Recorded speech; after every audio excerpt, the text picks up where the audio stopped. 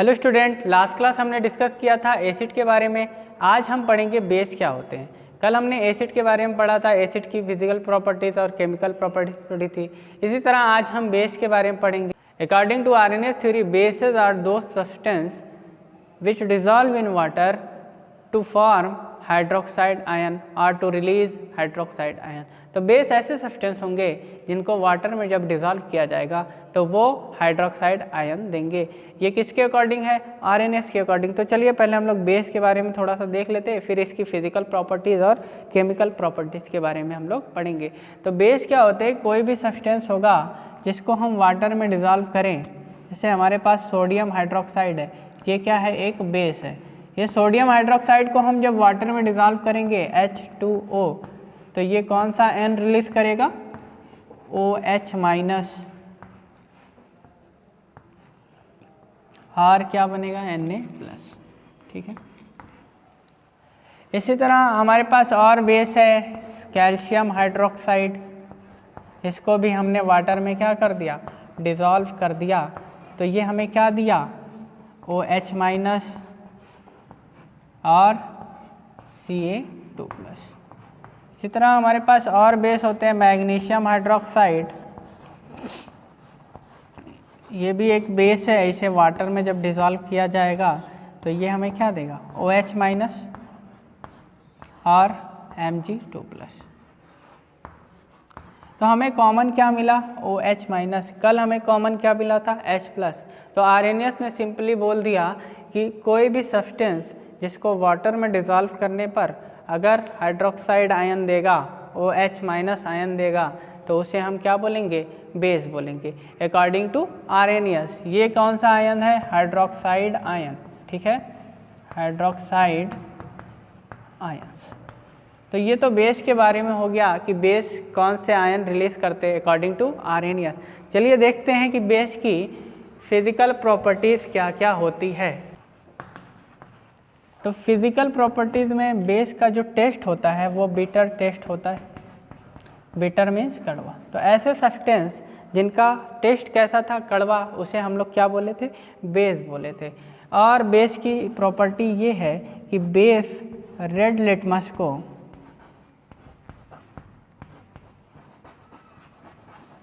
Turn करता है blue colour में। बेस के लिए कौन सा लिटमस पेपर यूज होता है? Red litmus paper. एसिड के लिए कौन सा हुआ था? Blue litmus paper. बेस के लिए रेड लिटमस पेपर यूज होता है, जिसे उसने टर्न करके क्या बना देता है? ब्लू कलर का लिटमस पेपर बना देगा।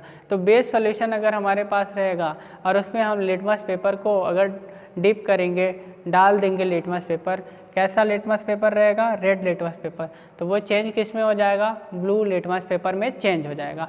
चलो तीसरी प्रॉपर्टी हमारी क्या है कि bases are good conductor of electricity. ये भी क्या होते हैं? Conduct electricity. बेस भी क्या करते हैं?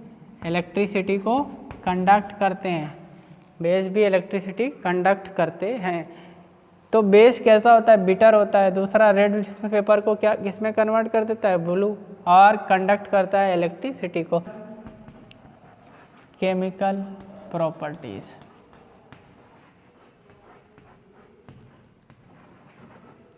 इसमें सबसे पहली जो हेडिंग हमारी रहेगी reaction with metal. Reaction with metal. जैसे कल हम लोग एसिड वाला पढ़े थे, इसी तरह आज बेस का भी पढ़ेंगे। तो जनरल इक्वेशन ये बनता है कि अगर कोई भी बेस होगा, सभी बेस नहीं, कुछ बेस मेटल से रिएक्ट करते हैं तो बनता है साल्ट और बनेगी हाइड्रोजन गैस। जिस तरह से कल एसिड किया था, इसी तरह आज बेस भी होगा। अब बेस का नाम हम लोग अभी पढ़े थे, सोडियम हाइड्रोक्साइड हमारे पास एक बेस है। अगर इसमें हम लोग कोई मेटल डालते हैं, मेटल का मतलब जिंक, तो ये क्या बनाएगा?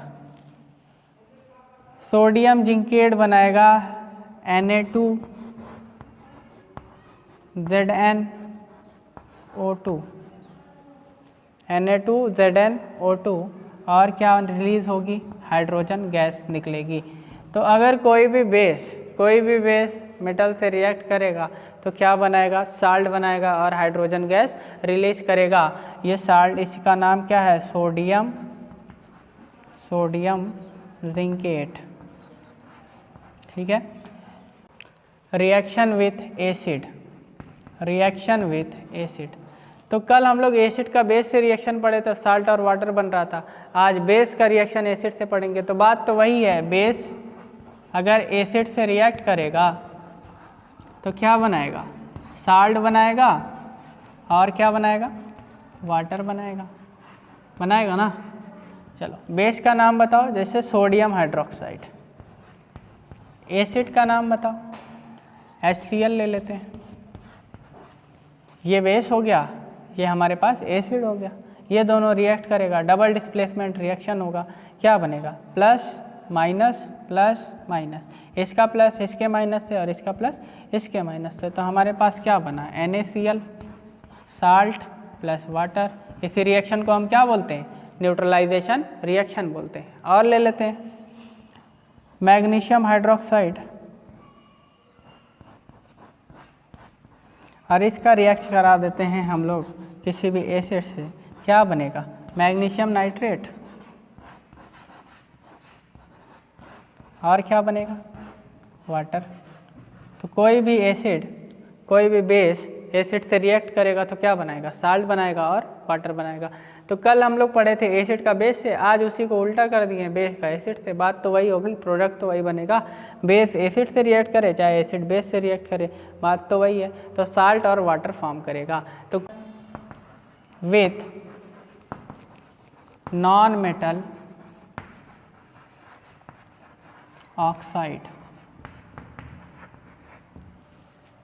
नॉन मेटल ऑक्साइड से अगर कोई भी बेस रिएक्ट करेगा तो क्या बनेगा।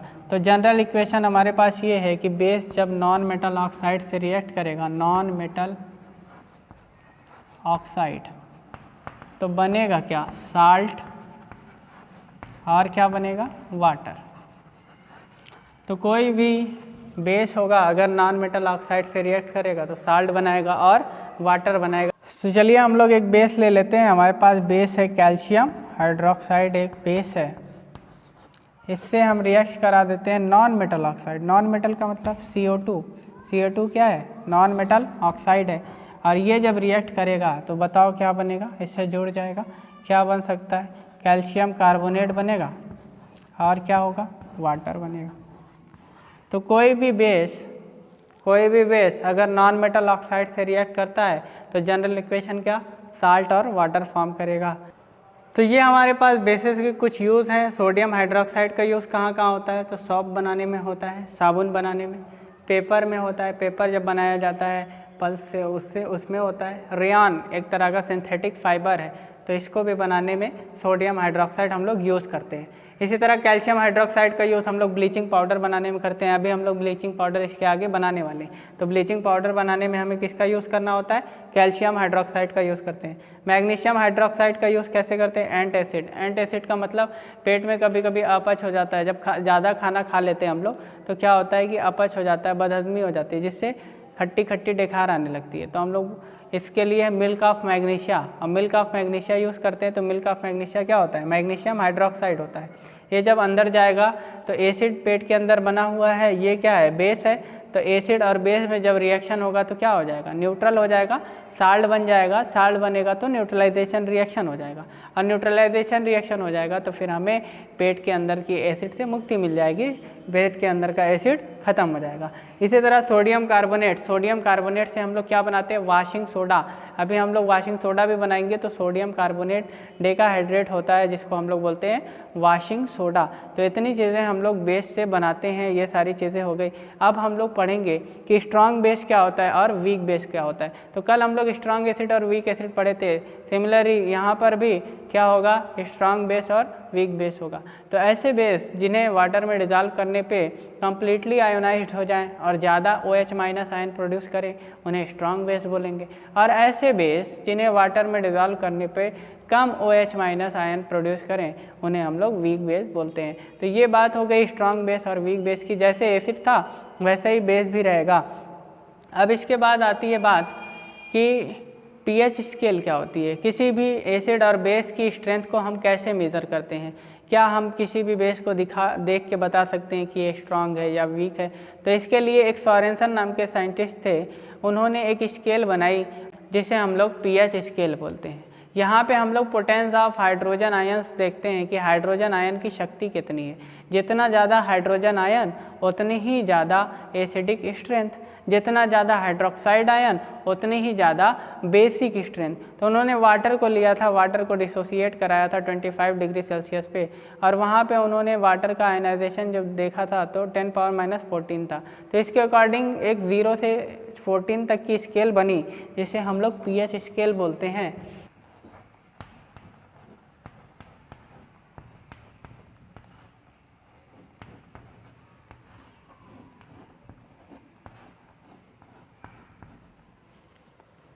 क्या होता है कि अगर किसी भी सब्सटेंस का पीएच वैल्यू 7 से कम होगा तो वो एसिडिक होगा, इधर एसिडिक। 7 से अगर ज़्यादा है पीएच वैल्यू तो कैसा हो जाएगा, बेसिक हो जाएगा। और किसी का अगर 7 है तो वो क्या हो जाएगा, न्यूट्रल हो जाएगा। तो सोरेनसन ने एक स्केल डिवाइस की थी जिसपे 0 से लेके 14 तक के नंबर्स थे। इन नंबर में से 7, अगर किसी भी सब्सटेंस की पीएच वैल्यू 7 आती है तो उसको हम न्यूट्रल सब्सटेंस बोलेंगे। अगर किसी भी सब्सटेंस की पीएच वैल्यू 7 से कम आती थी तो उसे हम एसिडिक बोलते थे। और किसी भी सब्सटेंस की वैल्यू अगर 7 से ज़्यादा होगी तो वो बेसिक नेचर शो करेगा। अब एसिडिक इधर से इधर आने पे क्या होगा, H+ आयन की कंसंट्रेशन इंक्रीज होगी, H+ आयन इंक्रीजेस। और इधर से इधर आने पे क्या होता है, OH- आयन डिक्रीजेस। क्यों भाई, क्योंकि H+ आयन अगर बढ़ेगा तो एसिडिक स्ट्रेंथ बढ़ेगी। क्योंकि हम लोग कल पढ़ चुके थे कि एसिडिक नेचर किसकी वजह से होता है, H+ आयन की वजह से होता है। जितना ज़्यादा H+ उतना ही स्ट्रॉन्ग एसिड, जितना कम H+ उतना ही वीक एसिड। इसका मतलब यहाँ पे जो एसिड रहेगा 6 pH वैल्यू वाला वो वीक एसिड होगा।